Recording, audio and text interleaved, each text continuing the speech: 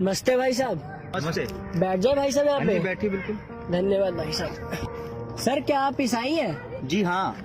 ये तो बहुत अच्छा हुआ, ईसाई लोगों में तो मुझे बड़ी रुचि है। Thank you.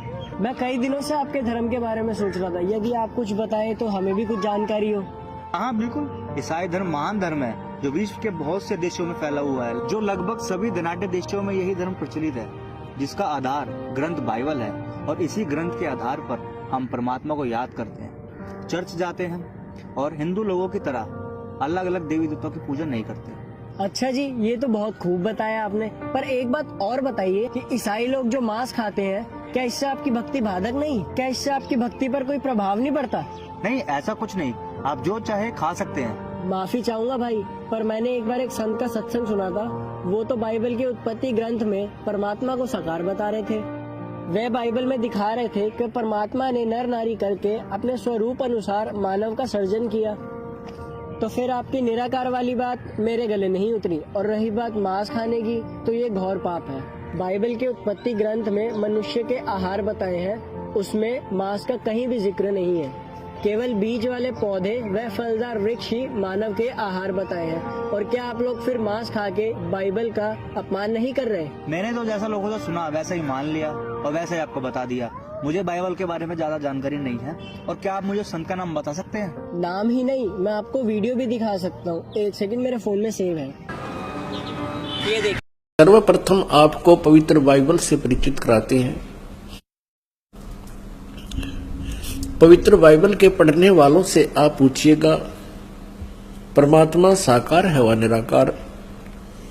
वो कहेंगे परमात्मा निराकार है और कहते हैं गॉड इज फॉर्मलेस। उन्होंने फिर पवित्र बाइबल को समझा ही नहीं। पवित्र बाइबल में लिखा है कि परमात्मा मनुष्य सदृश है और छठे दिन उस परमेश्वर ने कहा कि हम मनुष्य को अपने स्वरूप के अनुसार उत्पन्न करेंगे और वैसा ही कर दिया। छठे दिन भगवान ने मनुष्य को अपने स्वरूप में उत्पन्न किया, नर और नारी करके उनकी उत्पत्ति की। अब देखिएगा प्रमाण पवित्र बाइबल में। पवित्र बाइबल संपूर्ण जीवन अध्ययन बाइबल। पवित्र बाइबल संपूर्ण जीवन अध्ययन बाइबल। संपादक हैं डेविड स्टुअर्ट, अंग्रेजी। प्रधान संपादक Donald C Stamps, MA MDV। संयुक्त संपादक ये सारे कुछ लिखे इनके।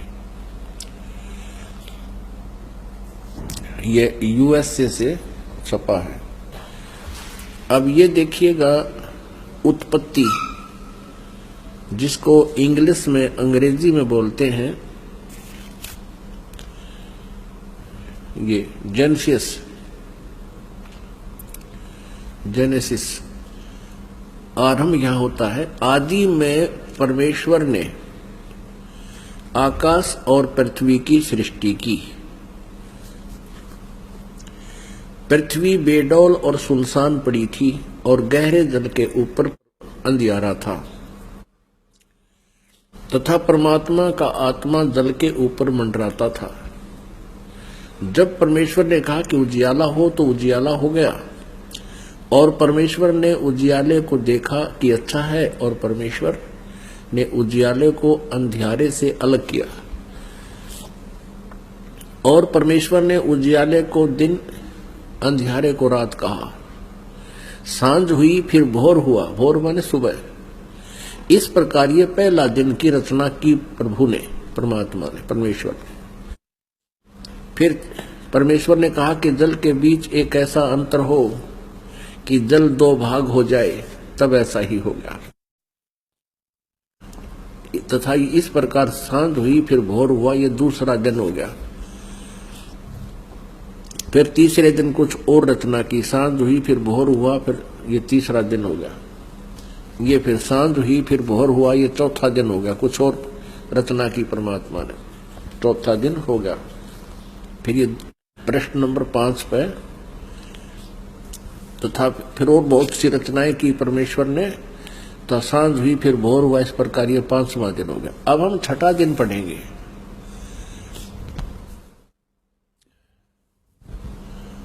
फिर परमेश्वर ने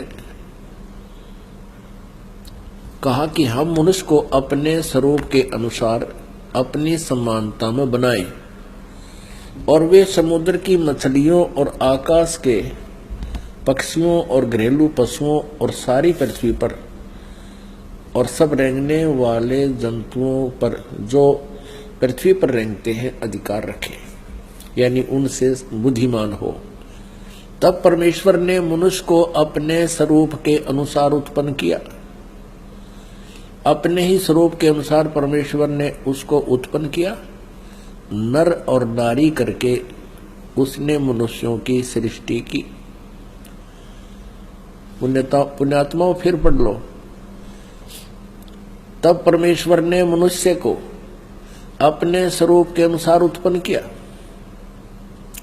अपने ही स्वरूप के अनुसार परमेश्वर ने उसको उत्पन्न किया, नर और नारी करके मनुष्यों की सृष्टि की। अब पवित्र बाइबल में उत्पत्ति ग्रंथ अध्याय नंबर 1 का श्लोक नंबर 26 है। ये इसमें स्पष्ट कर दिया है कि परमात्मा मनुष्य जैसा है, उसने मनुष्य को अपने जैसा बनाया है, नर और नारी करके उसकी उत्पत्ति की। अब उसने परमात्मा ने मनुष्यों को अपने जैसा ही रचा, तो कैसा है भगवान? साकार है, नर आकार है, सह शरीर है। ये देखिएगा, ये पवित्र बाइबल। अब इसकी उत्पत्ति पर आते हैं बिल्कुल स्टार्ट से ही। ये है जेनेसिस, यानी उत्पत्ति आरंभ होती है। आदि में परमेश्वर ने आकाश और पृथ्वी की सृष्टि की, यानी ये बहुत सिंपल उसमें लिख रखा है। इस प्रकार पहला दिन हो गया, यानी सांझ हुई, भोर हुआ, इस प्रकार पहला दिन हो गया। फिर तो परमेश्वर ने उस मंत्र के प्रकाश का सांझ हुई, फिर भोर हुआ, इस प्रकार दूसरा दिन हो गया। सांझ हुई, भोर हुई, फिर तीसरा दिन हो गया। इनमें कुछ रचनाएं की परमात्मा ने। फिर देखो, अब 4 पृष्ठ पे पढ़ रहे हम। सांझ हुई, फिर भोर हुआ, चौथा दिन हो गया। अब फिर हम यहाँ आगे 5 पृष्ठ पे जिन उत्पत्ति पढ़ रहे हैं, जेनेसिस। ये सांझ हुई, फिर भोर हुआ, ये 5वां दिन हो गया। अब हम 6ठे दिन में आएंगे। फिर परमेश्वर ने कहा, हम मनुष्य को अपने स्वरूप के अनुसार अपनी समानता में बनाए और वे समुद्र की मछलियों और आकाश के पक्षियों और घरेलू पशुओं और सारी पृथ्वी पर और सब रेंगने वाले जंतुओं पर जो पृथ्वी पर रेंगते अधिकार रखे, यानी उनसे समझदार हो, खावे नहीं उनको कि देश कार्य कोई गलत लगा बैठे। फिर कहते, तब परमेश्वर ने मनुष्य को अपने स्वरूप के अनुसार उत्पन्न किया। अपने स्वरूप के अनुसार परमेश्वर ने उसको उत्पन्न किया, नर और नारी करके उसने मनुष्यों की सृष्टि की। तो पुण्यात्माओं, कैसा है भगवान? नर आकार, हमारे जैसा। अब उसने परमात्मा ने मनुष्यों को अपने जैसा ही रचा, तो कैसा है भगवान? साकार है, नर आकार है, सह शरीर है। उसका नाम कबीर है, ये आगे सिद्ध करेंगे। और पुण्यात्माओं, पूरा विश्व ही भ्रमित है। पवित्र बाइबल की स्टडी करने वाले सभी ईसाई मानते हैं परमात्मा गॉड इज फॉर्मलेस। बाइबल क्या कहता है? वो साकार है। तो हमने सभी धर्मों को जानने के लिए उनके पवित्र सदग्रंथों को ही आधार मानना चाहिए, ना कि किसी धर्म के व्यक्ति क्या कह रहे हैं और क्या पूजा कर रहे हैं उसको आधार नहीं मानना चाहिए। ना फिर इन पुस्तकों की आवश्यकता क्या थी, जिनको आज तक सिर पे रखे घूम रहे थे कि इस दिन में सर्वश्रेष्ठ ज्ञान है, तो उस ज्ञान को ही आधार मानेंगे। और इस दास के अतिरिक्त विश्व में आज तक इसको कोई क्लियर नहीं कर सका। और दास के कोई इसमें ये ना समझना कोई अभिमान कर रहा हूं, ये ना समझना कि दास अभिमान कर रहा है। ये परमात्मा अल्लाह अकबर, उस अल्लाह कबीर की दया है। इस दास को उस परमेश्वर ने भेजा है इस काम के लिए। अब ये भी स्पष्ट करते हैं कि जिसने सब सृष्टि की रचना की, जिस अल्लाह अकबर ने, जिस अल्लाह कबीर ने, जिस कंप्लीट गॉड ने, उसने किसी को भी मांस खाने का आदेश नहीं दिया, ना एनिमल्स को, ना बर्ड्स को और ना मैन को, किसी को नहीं। देखो पवित्र बाइबल पढ़ रहे हैं, उत्पत्ति ग्रंथ। फिर परमेश्वर ने कहा हम मनुष्य को अपने स्वरूप के अनुसार अपनी समानता बनाएं और वे समुद्र की मछलियों और आकाश के पक्षियों और घरेलू पशुओं और सारी पृथ्वी पर और सब रेंगने वाले जंतुओं पर जो पृथ्वी पर रेंगते हैं अधिकार रखे। 27 में कहा कि तब परमेश्वर ने मनुष्य को अपने स्वरूप के अनुसार उत्पन्न किया। अपने ही स्वरूप के अनुसार परमेश्वर ने उसको उत्पन्न किया, नर और नारी करके उसने मनुष्यों की सृष्टि की। हो गया सिद्ध। God is in man form, परमात्मा मनुष्य आकार है। तो पुण्यात्माओं अब आगे ये देखते हैं कि उस परमात्मा ने किसी को भी मांस खाने का आदेश नहीं दिया। देखो ये पढ़ लिया हमने 28 में। और परमेश्वर ने उनको आशीष दी और उनसे कहा फूलो फलो और पृथ्वी पर भर जाओ और उसको अपने वश में कर लो, यानी पूरी पृथ्वी पर फैल जाओ और समुद्र की मछलियों और आकाश के पक्षियों और पृथ्वी पर रेंगने वाले सब जंतुओं पर अधिकार रखो। अब जैसे अधिकार रखने का मतलब ये नहीं न मार के खा ले। जैसे जंगल से गाय लाए, हम पहले भैंस लाए, उनका दूध पीते तो दूध पियो, मांस क्यों खाओ? गोश्त खाना कोई अच्छी बात है? और देखो परमात्मा का आदेश नहीं है, ये पूर्ण परमात्मा का अल्लाह अकबर का आदेश नहीं है। देखिएगा अधिकार को। फिर परमेश्वर ने उनसे कहा सुनो, जितने बीज वाले छोटे छोटे पेड़ हैं सारी पृथ्वी के ऊपर हैं और जितने वृक्षों में बीज वाले फल होते हैं वे सब मैंने तुमको दिए हैं, वे तुम्हारे भोजन के लिए हैं। किसके लिए? मनुष्यों के लिए। ठीक। अब पशु पक्षियों के लिए देखो, ये 29 नंबर श्लोक हमने पढ़ा है, आयत 29। अब 30 में क्या कहा भगवान ने, अल्लाह अकबर ने, तो जितने पृथ्वी के पशु और आकाश के पक्षी और पृथ्वी पर रेंगने वाले जंतु हैं जिनमें जीवन का प्राण है, उन सब के खाने के लिए मैंने सब हरे हरे छोटे पेड़ दिए। और वैसा ही हो गया। तब परमेश्वर ने जो कुछ बनाया था सबको देखा तो क्या देखा कि वह बहुत ही अच्छा है। सांझ हुई फिर भोर हुआ, इस प्रकार 6वां दिन हो गया। यूं आकाश और पृथ्वी और उनकी सारी सेना का बनाना समाप्त हो गया और परमेश्वर ने अपना काम जिसे वह करता था 7वें दिन समाप्त किया और उसने अपने किए हुए सारे काम से 7वें दिन विश्राम किया। और परमेश्वर ने 7वें दिन को आशीष दी और पवित्र ठहराया, क्योंकि उसमें उसने सृष्टि की रचना के अपने सारे काम से विश्राम लिया। तो पुण्यात्माओं, इससे स्पष्ट हो गया कि मांस खाने का आदेश किसी भी प्राणी को नहीं है। अब यहाँ समस्या पैदा कर देंगे ये अज्ञानी आपके सामने के शेर और जितने भी ये पशु हैं, हिंसक पशु जिनको मांसाहारी मानते हैं, तो ये इनको भगवान ने ऐसे पंजे दिए हैं, नुकीले दांत दिए हैं, तो ये तो एक मांस खाने के लिए दिए नहीं। पुण्यात्माओं, ऐसे प्रमाण आपको दिखाएंगे कि ऐसे महापुरुष हुए हैं जिन्होंने शेरों को आशीर्वाद दे दिया, सिंह को, लायंस को, उन्होंने जीवन भर मांस नहीं खाया और बिल्कुल घास फूस खा करके, जैसे इनके पंजे किस लिए दिए हैं कि जैसे कीकर देखी होगी बबूल आपने, उसका ऐसा मोटा मोटा गोंद निकल जाता। पहले बहुत मजबूत तगड़ी तगड़ी कीकर होती थी, इतना इतना उनका गोंद लग जाता है और बहुत वो पौष्टिक होता है। ऐसे ही कुछ ऐसे पेड़ होते हैं जिनके अंदर बहुत अच्छा गुद्दा निकलता है, उनको पाड़ पाड़ कर ये खाते थे।